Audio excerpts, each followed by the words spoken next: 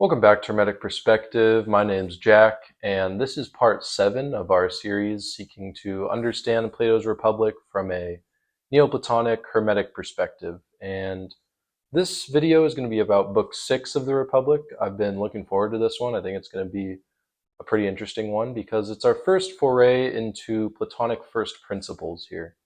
So it's about what is not just beyond material reality, but beyond the incorporeal as well, beyond the realm of forms, beyond the gods.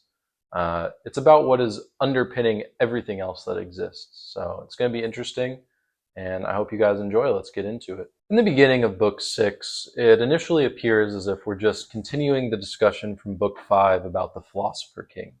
So where we left off was talking about why the Philosopher King had a right to rule over everybody else. And that discussion kind of continues into Book 6, and eventually it begs the question, so what knowledge specifically does the philosopher have access to, which sets him apart from everyone else? So what is he able to understand? What is he able to interact with that makes him fit to rule, whereas everyone else is not? And the answer which Socrates gives to this question is that the philosopher devotes himself to the study of the good. And he further develops this idea of the good into the good beyond being, which is the first principle of Platonic thought. So his answer to that question is basically, philosophers devote themselves to the study of first principles, and they are able to gain knowledge of that which is beyond the ability of anyone else to. So that's why they're fit to rule. And if you remember from last video, we already said this. This is already what he answered, but I thought it was important to include because that is what the first half of Book 6 talks about, just more about that. But it's here with the discussion of the good that we finally move beyond the soul even beyond reason, the intellective part of the soul, and we go further into the incorporeal. We begin our discussion of the good with a division of the concept into 3 levels. So it's interesting to note that this concept of dividing one principle across several planes of existence is fundamentally the same as the Hermetic concept of correspondence. And that's famously expounded by the quote, as above, so below, as within, so without, as the universe, so the soul, right? So it's the same thing. The good is one thing, it's one principle, but it's represented on different levels differently. So in the case of the good, you have first the good in ourselves, which is the lowest level, and that's associated with us. It's associated with corporeal existence, existence in the realm of Genesis on earth, right? And then next you have the form of the good, which is associated with the incorporeal realm of existence, and the form of the good obviously resides in the realm of the forms. And then you have the good beyond being, which is even beyond the incorporeal. It's beyond knowledge, it's beyond being. It's fundamentally outside of everything else that we can even imagine. And this is the first discussion in the Republic of a concept like this. So far, we have only talked about the incorporeal and the corporeal. We haven't even really thought about anything beyond that. And that is where the discussion of first principles comes in. And that is what a lot of the rest of this book is going to be talking about. The lowest division of the concept of the good is the good in ourselves. And within the Republic, we've actually been discussing this concept already for the last 5 books. We've just been doing it in the form of discussing justice. So if you look back to part 5 of this series and book 4 of the Republic, we define justice as each part of the tripartite soul performing its allotted task and doing so without deviation. So if you remember, we divided the soul into 3 parts: reason, spirit, and appetite. And we mapped each of those to one of the cardinal virtues: wisdom to reason, courage to spirit, and temperance to appetite. And we said that when all 3 parts of the soul, all 3 of these parts, work in harmony and stick to their task, that produces the virtue of justice. So justice in the soul is all parts of the soul working as intended, basically. And the good in ourselves is really pretty similar to this concept of justice. It's simply the byproduct of a well-functioning soul. And as you'll see, the good is what allows the soul to even function in this way, to even have access to the concept of justice and the form of justice, as you'll see. So, really, to understand the good in ourselves, you really don't have to look much further than what we've already been talking about here. We've already established the good in ourselves. Bottom line, when a soul is just and fulfills its virtue of justice in this way, because we said that justice is the virtue of the soul, the consequence is simply the good in ourselves is allowed to exist and reflect the higher good which is beyond it, right? So the good within ourselves is fundamentally and inextricably tied to the specific structure of our souls, our trisected soul, and to its continued functioning. Socrates clarifies that the good in ourselves cannot be pleasure or knowledge, as was asserted by some sophists, as these are the virtues of parts of our soul, not the soul in itself, right? So pleasure and knowledge. Pleasure is associated with appetite, the lowest part of the soul. Knowledge is associated with reason, the highest part of the soul. But that can't be the entire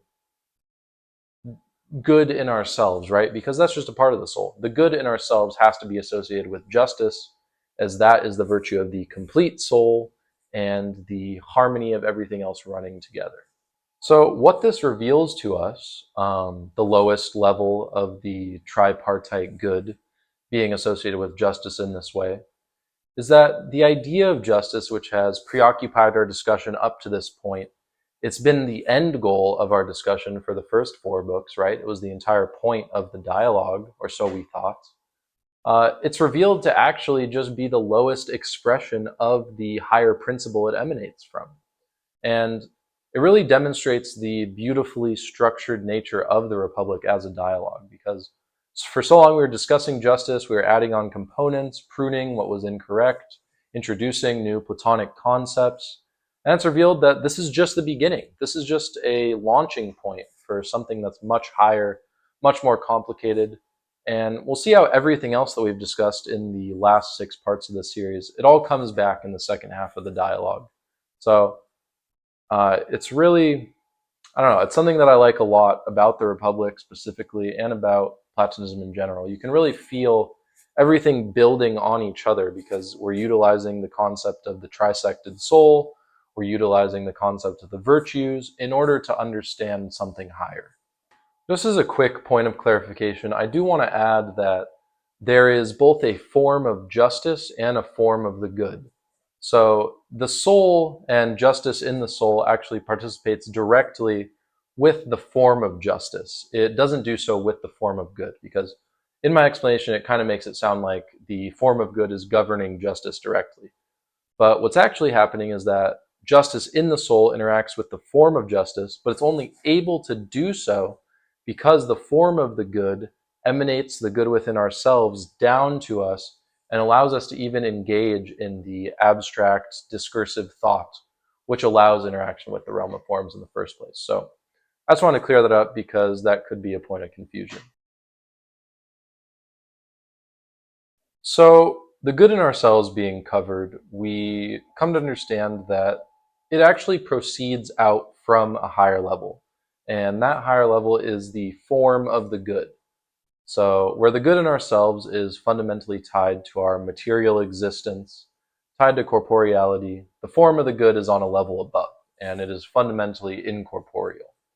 So this being the first true discussion of the realm of forms in the Republic, it merits a little bit of an explanation here. So the realm of forms, which we have discussed in both parts 5 and 6 of this series a little bit, is the incorporeal realm which houses the fundamental principles behind everything in existence. So to Plato, it's the realm beyond our world that houses the entities from which everything that we interact with on a daily basis, everything that we think about, everything that we see, all of that emanates from the realm of forms as the procession of these forms. So when we discuss the realm of forms, just remember that it's a place which cannot be directly accessed and interfaced with by a body trapped within earth, trapped within material existence. Only the philosopher, as Socrates says, who has purified his soul to the point where the incorporeal reason, which is the highest part of the soul, is able to separate itself from the rest of the corporeal body only then can someone effectively interface with the realm of forms. Again, see part 5 of the series for more explanation on that. Proclus also explains that within the realm of forms, there are two categories of form.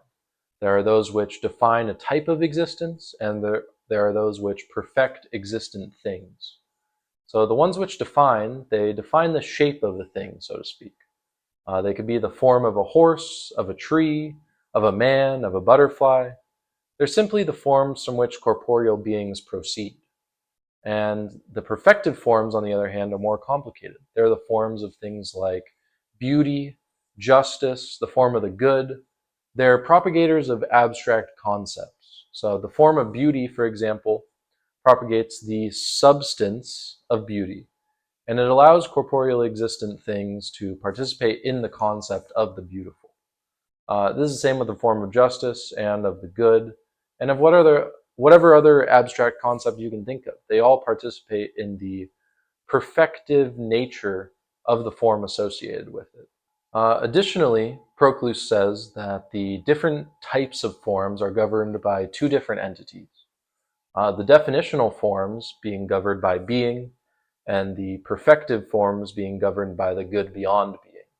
So later we'll see how the good is actually the propagator of the concept of being itself. So the definitional forms are really lower on the totem pole of the forms, and they're governed by something which is lower than the good. So it's kind of a little complicated, but we're going to get into it more on the section about the good beyond being. So going by Plato's method of how philosophers seek knowledge, right? They grasp for first principles, right? So we understand now that corporeal things in existence, they proceed out from the forms, right? Okay, then where do the forms proceed out from? What is the principle behind those? And that's where we start discussing the good beyond being. And it ends up being the most interesting part of book 6 and our first discussion of these true first principles. And that discussion begins with the analogy with the sun. It's a famous analogy from the Republic, and the point of it is to illustrate a bit about the nature of the good beyond being and also what its function is, what it does, right? The way the analogy goes is that just as the sun produces the light which allows us to see the world around us, so too does the good produce the substance which gives us the ability to know and to think abstractly. So Socrates also specifies, though, and this is important, that the good is beyond knowledge and beyond being. Thus, it cannot be known in traditional ways. So while the good beyond being, which I'm just going to refer to as the good from here on because that's how it's usually referred to, the good, while being the cause of both knowledge and being, it's beyond them. So you can't participate in the good in that way. You can't know the good, and the good is not actually within reality, whether it's corporeal or incorporeal reality. The good is beyond both of them. So that's what we're going to get into next. And this is where we move on fully to Proclus's analysis of the good. And in this section, we're going to seek to prove three things. Firstly, that the good is beyond knowledge. Secondly, that the good is beyond being. And finally, that the good cannot be known in traditional direct ways and can only be known through subtraction. So the good beyond being is necessary in order to establish both where the forms come from and to understand what allows us to interact with the forms, thereby abstract thought, right? So the good beyond being, the good, becomes the explanation for why we're able to think abstractly, why we're able to reason, why we're able to interface with the realm of forms, and it provides a link between the intelligibles, the forms, and the agents of intellection, reason within our soul. Before this, though, it's important to note that the analogy with the sun is not perfect, and Proclus points this out as well. For one thing, the sun is not alike to the good in all ways, only in that it radiates light, right? Only in the way that it radiates out substance. Because the sun exists in reality along with us. Whether you have a modern understanding of the sun as just a physical object, or you have a more traditional Neoplatonic understanding of the sun as some form of God or incorporeal ensouled being. Uh, the good is beyond both of these things. It's beyond both material and incorporeal. So either way, the analogy isn't perfect in that way. And another interesting thing to note is that Plato is holding back in this discussion. And the real reason for this is probably because in the Republic, he doesn't want to get too far into this discussion of the good because it could go on forever, right? It's the final summit of philosophy, really, is trying to understand that which is beyond being. So he doesn't want to get into it fully, and he does so in the Parmenides later, which is where he talks about it a lot more. But the reason given in the dialogue is that Cleitophon and Thrasymachus are present during the Republic, and they're not followers of Socrates, they're sophists, and Socrates doesn't want to reveal too much in front of them.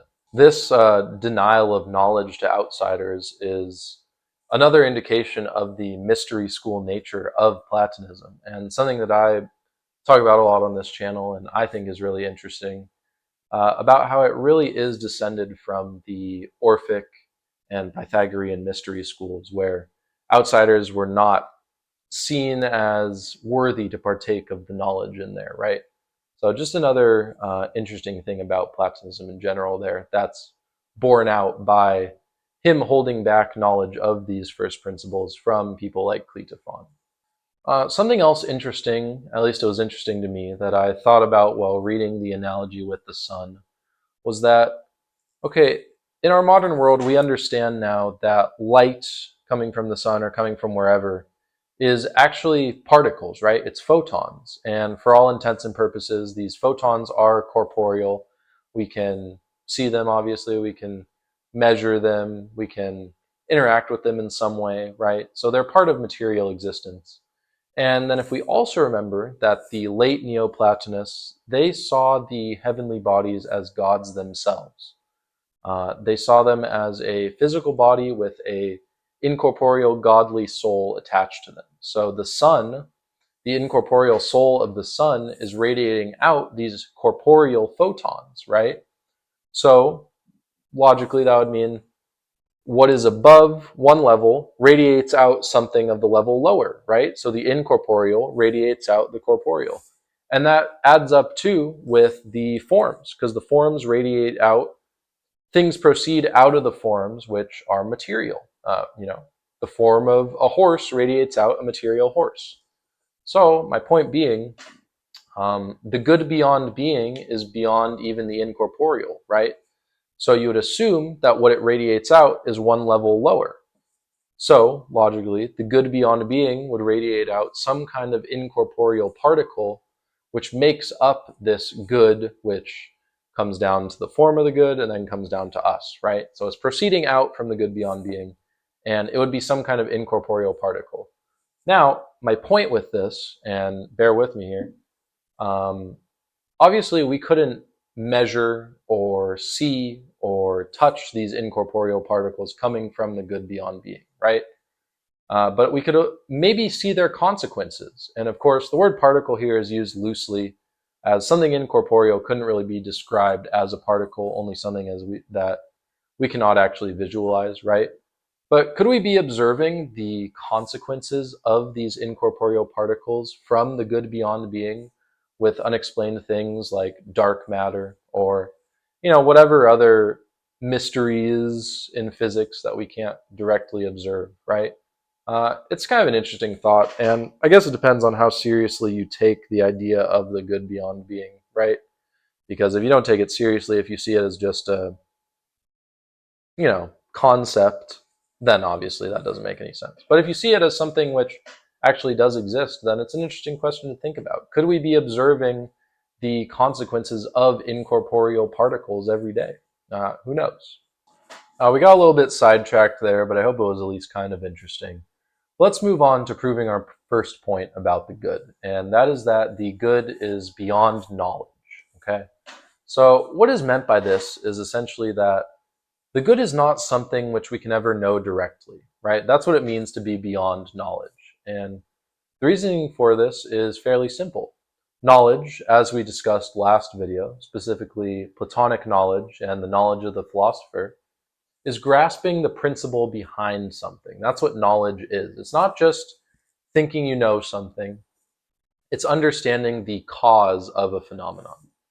So direct knowledge of the form of justice, as opposed to simply belief derived from its consequences, procession out of it, that's what knowledge is. It would be direct interaction with the realm of forms instead of just forming beliefs and opinions about what proceeds out of that cause. Thus, the good must be beyond knowledge, as it has no cause to reason from, right? There's nothing which the good proceeds out from. The good is beyond all other things. It's the unmoving monad from which everything else proceeds. Thus, it can't be known in the Platonic sense, in the way that the philosopher knows, right? Knowledge for the philosopher is pretty much just reasoning from a cause, and you can't reason from any cause for the good because there is no cause for the good. And that leads us later into discussing methods of how we can gain some knowledge of the good, but not in that sense. It's more like observations about the good more than knowledge. So our next task is to prove that the good is beyond being. So let's understand that claim first. In the Republic, Plato describes the good as beyond being while being the cause of being, right? Being radiates out from the good and imbues the forms with that being in the same way that the sun radiates light. That was the whole point of the analogy with the sun. Being comes from the good. The good is above it. The good, if it were within being, would simply be one amongst the rest of the forms, right? If the good was within being, it wouldn't be anything special. Being can't proceed out from something that is in being. It just doesn't make sense, right?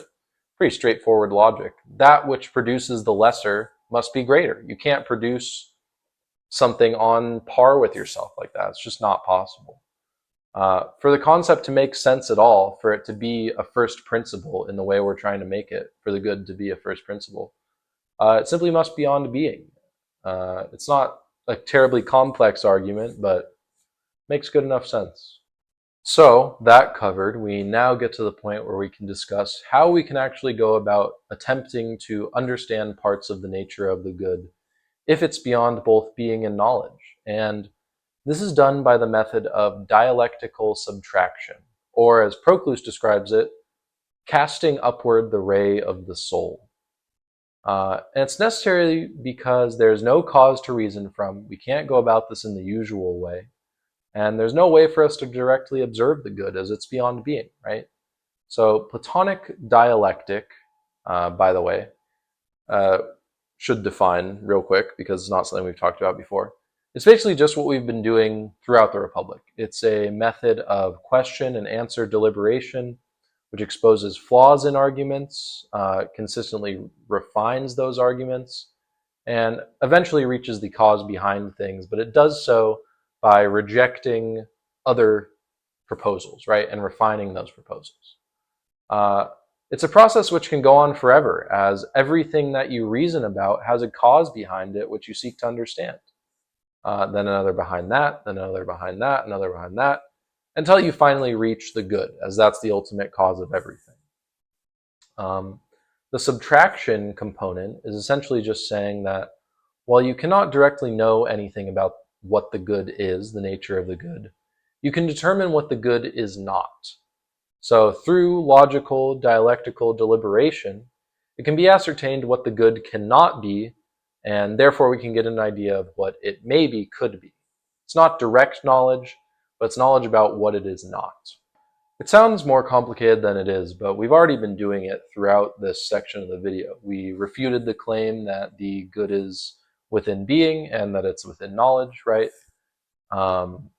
And the reason you have to do it this way and refute these positive claims continuously about the good is that there's, of course, no cause to reason from, and it's not sufficient to reason from its procession, right? So it's not enough to look at what the good produces and try to make inferences about the good from that. That's what's known as belief in Platonism.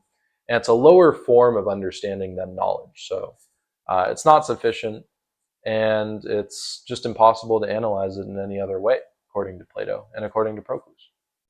Um, so while this dialectical subtraction, it's brief within the Republic, we don't go into a ton of detail about it. It's turned to a fever pitch in the later dialogue, the Parmenides, which we're going to go over on this channel soon enough. In a lot of ways, Book 6 and this discussion of the good is kind of like a warm-up for the Parmenides, really, as that also deals with these first principles in the same way, through dialectical subtraction. But first I want to finish the Republic, then go to the Phaedrus, then the Timaeus, and then get to the Parmenides. So eventually we'll get there. So you might notice there's a bit of a conflict here. Plato's method of attempting to know the good, is very deliberative, it's very logical, it's argumentative, and that's really in contrast to what Proclus said earlier, which I said was, he calls trying to know the good casting upward the ray of the soul. So that really sounds completely different, right? That doesn't sound like anything logical or deliberative. It sounds more mystical, religious, right? Casting upward the ray of your soul, attempting to reach that which is beyond being, right? And this highlights something that really was a point of contention among later Neoplatonists. And it's noted by Algis Ustavinis, who I'm sure I'm pronouncing that very badly, but he's one of the best Neoplatonic philosophers and scholars that in the modern age. He's a Lithuanian guy, or he was a Lithuanian guy. And in his book, Orpheus and the Roots of Platonism, he talks about this, about how this method of dialectical subtraction, which Plato was clearly attempting to transmit, really ended up falling out of favor in a lot of ways among the later Neoplatonists, especially Iamblichus, and then less so with Proclus and Damascius. But still, they obviously, from this quote from Proclus, retained a lot of this. They opted for a method of attempting to know that which is beyond being, attempting to know the good, called intellection. And that's where they incorporated theurgy, which is ritualized magic. It's not magic. It's really a kind of a crude way to put it, but more ritual, more religious type things, more theological type thinking. And that was really brought by Iamblichus, which was in the 3rd century AD. And it kind of just highlights how things change, right? Plato was 7 centuries before Iamblichus was even born, right? So it kind of shows how a lot of his ideas didn't so much get perverted, but just were changed, right? Because casting upward the ray of your soul, that's not the same thing as dialectical subtraction, right? Just clearly it's not. So it's just kind of interesting how Platonism developed from what it was into what it became with the later Neoplatonists, more religious, more ritualized. And yeah, that's something that we'll get into on this channel for sure, because I want to go over Iamblichus and more of Proclus and Damascius and everyone else. We'll get there eventually. So, in any event, we have made our first foray into that which is beyond even the incorporeal. We've learned a bit more about the realm of forms, and we've come to understand the concept of the good. So, this really is going to prime us for Book 7, which is the famous cave allegory. So, I'm excited for that. That'll be interesting. I think I'm going to be able to put a pretty interesting spin on that. I think that's going to be a really good video. I'm looking forward to it. I know this video was a week late. Sorry about that. I had to deal with midterms. Pretty crappy. But I think they went okay. But yeah, next video should be out in 2 weeks. I hope you guys enjoyed. I hope this was interesting.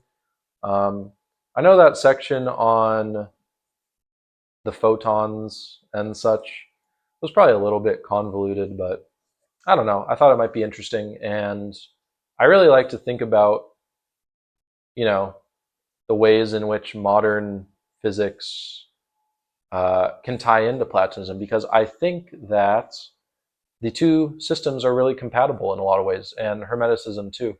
And I think all three of those, systems of philosophy, and obviously physics is a science, right? A particle physics is a science, but really, to me, it is a philosophical school in a lot of ways. And I don't want to get into that right now, but I think that it really is a lot more compatible than people think. And eventually, I would really like to do a long video on that topic, but I'm not a physicist or anything, so I probably need to learn more about it first.